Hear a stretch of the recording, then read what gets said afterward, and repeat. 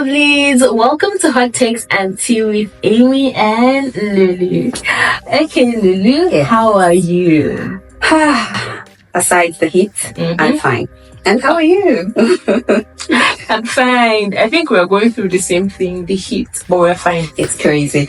All right, welcome to today's edition of Hot Takes and Tea again. We are happy that you're joining us. On today's conversation, we're actually talking about something that people talk about a lot, but not from this perspective. We hear about red flags in relationships. Today, we're discussing red flags in friendship. Yes, I think it's a thing, but it's mostly not talked about. Just like she said, we only look out for red flags in romantic relationship. What is that girl not doing well? What is that boy not doing well? Reasons to end the relationship, But I think that red flags exist within our friends, like friends of the same gender. That person you're so close to might just have a red flag you've been ignoring and you should look out for. Yes, because friendship is a very, very important thing. Yeah. It is. Okay, well, I wouldn't say it's more important than a romantic relationship, but friends are very important parts of our lives. But let me even ask you, this one is like where the juice is for me, right? What do you think about a friend who hide their plans or progress? Yes, from their so-called friend, especially when this person believes you to be like a friend. Everything like that's a red flag on its own, If we are close friends, emphasis on close friends. Yeah. Because I think that there are grades to friendship. We have close friends, we have not so close friends, You have acquaintances. Yeah, we'll come to that because there's a huge difference between those two. But if I'm your close friend, and you decide to, let's say you're traveling out of the country. That one. I mean, like, we're together a day before. And you don't think it's okay to tell me? It's a red flag on its own. If you think that if you tell your friend that you're traveling or you're doing a particular thing, they will spite you or they will do something against you. Or It's a red sabotage. That's a red flag. You're not supposed to be in that space with that friend. Exactly. There's something you've noticed that you're trying to keep off from. Yes. So that is like, you think your friend has bad intentions towards you. That means that person is not your friend. Not your friend. And the worst is people who don't tell you about their plans. They are friends. They don't tell you about their plans or whatever, but they want to know what you're doing with your life. Like, they are interested in what you're doing, who you're seeing, where you're going. That is witchcraft. It's demonic. That is demonic. They have this tendency of wanting to lord over you. Yeah. You have to tell them your next move, everything you're doing. Sometimes, there's how you can just ask your friend, oh, babe, where are you going to? And all of those stuff. But why are you going to do? They want details. Why did you go out with that person? Especially, this Who thing. did you go out with? I understand that level of friendship, but If it becomes too much, that person needs to get delivered. Capacity and prayers. That person needs to. And we have these friends that, if their friends are doing something, it's that same thing they want to do. Their friend decides to get a particular skill. It's that same one they want to learn. They always want to outsmart. They're competitive. It's okay to be with your friend. Overly competitive spirit. Just you see cases of, is that man your friend is dating? That's the same man. We're going to have this conversation, and it's going to be serious. When we will talk about, someone made mention of it in one of our previous episodes. It talked about marrying your friend's ex. Yeah, right. That is major red flag for me. You shouldn't even consider your friend's ex as a friend. In fact, your friend's ex is your enemy. No, not enemy per se, but why would you even? I don't buy that. Friends that just want to take from you. Oh Lord. Just want to take. I had this friend in secondary school. Every morning, every single morning, I'm not making jokes, or I'm not saying something that was not real. Every single morning, Emidion, please give me 15 naira. Emidion, please give me 20 naira. Every single morning. There was never a time she gave me anything. Never. That's a major red flag. For me, I am somebody that I like to balance things sometimes. Right. I feel bad if someone that do things for me cannot get anything from me. True. It doesn't have to be in the same measure that they do for Let's me. even see that I feel good. It's not even that. I feel good when I'm able to do something for you. It makes me feel better as a friend. True. So when you are in a situation where you're always taking or you are the only one giving, that's major red flag. Another one is anybody that gaslights you. It is not possible in this world or the next that they're your friends. No, they're not your friends. People that invalidate your feelings, your opinions, they cannot be your friends. They cannot be your friends. They cannot. No, the other set of people that, if you have a friend that talks too much, they come to you to tear down another. I can assure you, you're also their topic of discussion in another person's conversation. They're just kind of people. No. They cannot be. That's a major red flag. But sometimes, we gossip with our friends about people. That's a different thing, right? But you have this friend that every single time she's constantly tearing down one person, another person. Yeah. They will do the same with you. There's a limit to this thing, right? Yes. When some of these things that look good becomes too much and it looks negative, that's a red flag. Yeah. Another thing that I consider a red flag in friendship is people who don't have boundaries or people who don't respect boundaries. Yeah. Well, you might not want to have your boundaries, but it's okay for you not to have your boundaries, but respect other people's boundaries. You might rub off as being a leech to an extent. Being insensitive.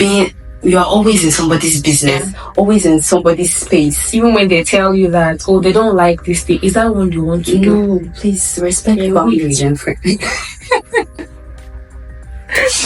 Respect boundaries in friendship. I say go beg now. Another thing is we have friends that they never apologize. Even when they are wrong.